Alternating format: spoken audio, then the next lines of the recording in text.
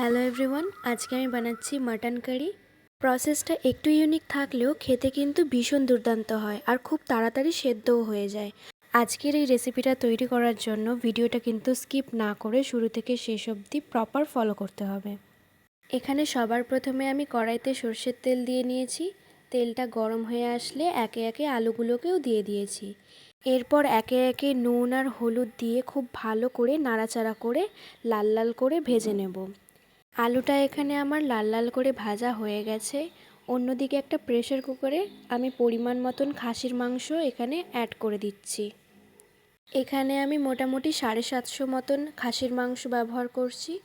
আর চর্বিগুলো আমি একটা পাত্রে সাইড করে রেখে দিয়েছি। এর মধ্যে এবার সামান্য পরিমাণে নুন আর ছোটো বাটির 1 বাটি মতন জল দিয়ে দিয়েছি। আর তার মধ্যে দিয়ে দিচ্ছি সামান্য পরিমাণে সরষের তেল আর একটুখানি হলুদ। অন্যদিকে এখানে একটা মশলার পেস্ট রেডি করে নিয়েছি আদা রসুন। এখানে আমি আমার মাংসের পরিমাণ হিসাবে আদা রসুন ব্যবহার করেছি। তোমরাও তোমাদের পরিমাণ হিসাবেই আদা রসুন ব্যবহার করবে। এরপরে 1 চা চামচ এখানে আদা রসুনের পেস্ট দিয়ে ভালো করে একটুখানি নাড়াচাড়া করে প্রেসারে সিটি মারতে দেব। মোটামুটি 6 থেকে 7টা সিটি মারা হয়ে গেলে নামিয়ে নিতে হবে।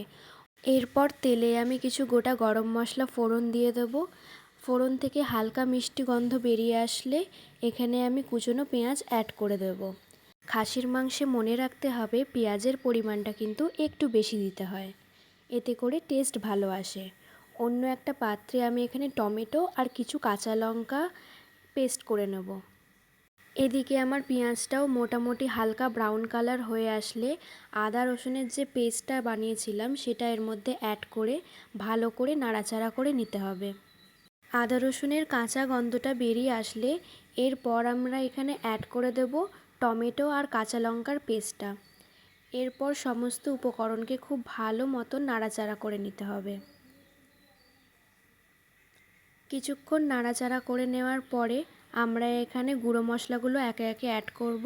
দিয়ে দিচ্ছি জিরে গুঁড়ো, ধনে গুঁড়ো, নুন আর হলুদ।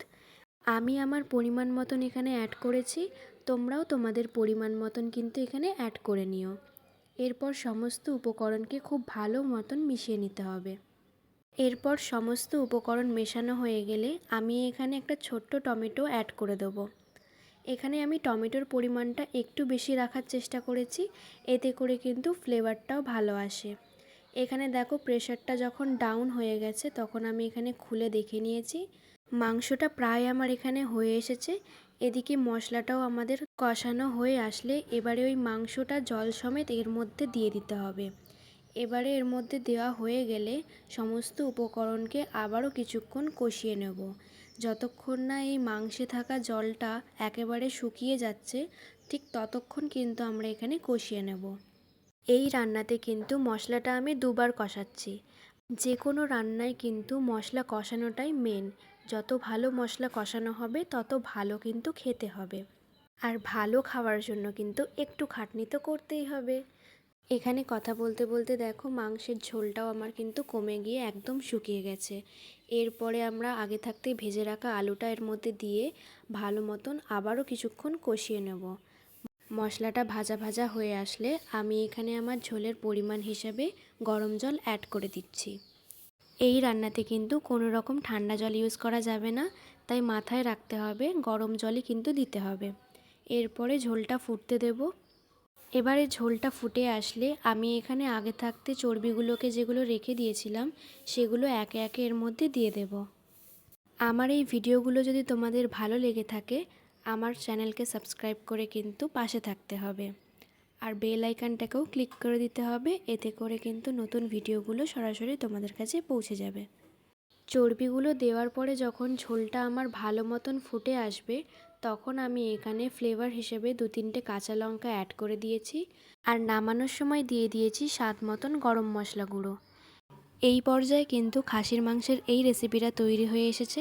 ভিডিওটা যদি ভালো লেগে থাকে আমাকে কিন্তু কমেন্ট করতে একদম ভুলবে না।